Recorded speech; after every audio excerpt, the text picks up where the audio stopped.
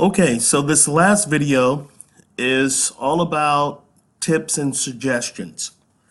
The first suggestion I have is right here you see the ability to download the strategic initiative report either in a PDF file or a Word file. You can actually download these before you ever put any information inside of them. The benefit to this is to allow yourself to maybe distribute the program review blank form, and it will have the data in it and everything else, so that anyone who's collaborating with you in your department, as this is a collaborative process, can see what information is going to be put into the program review, and then they can turn those into the initiator, and the initiator can then put the ideas together, and unify everything. The other thing is once you're done, you're able to go ahead and print out a finished copy of this. You have electronic copies and then you have printed copies. This way you can use these as instructional tools to instruct faculty who may do these program reviews in the future on how program reviews are conducted. What types of information do they need to be familiar with. So I'm excited about being able to print out full reports where you can see everything that's in the report perfectly. Okay, the other suggestion comes to light in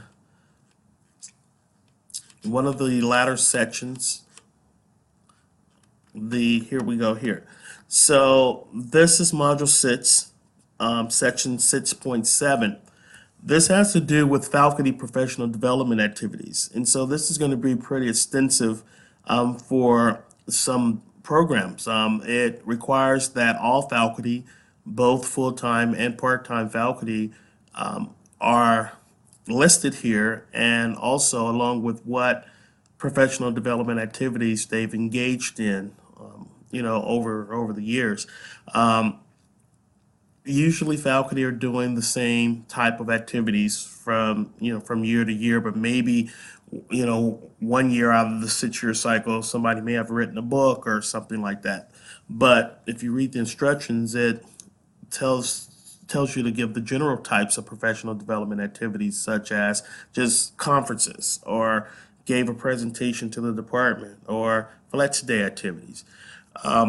The suggestion for how do you get this information, what I would do at this point is to contact all the faculty in your program and ask them to email the electronic copy of the flex form.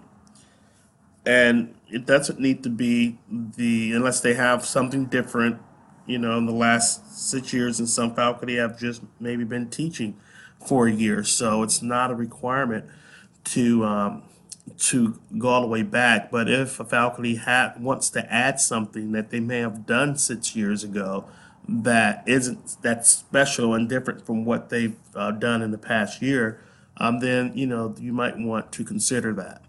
I would have all the faculty go ahead and email either the flex form, or if they can email just the list of the activities that you list down on the flex form that's turned in every June. And that will serve as information for the initiator to be able to go ahead and list the activities, the general activities that the faculty have engaged in. And then over here you have comments optional. This is where you might want to say something, in regards to faculty who have gone beyond, above and beyond to do some special type of professional development activities. But that's just a tip, because it could be daunting to think that you're going to have to list all your faculty in your program and list the activities that they've engaged in over the cycle for professional development. Okay, so that's the tips that I have. I wish you guys luck with the program review, and if you have any questions, please contact the Professional Development Committee members or myself, Robert Stewart. Thank you.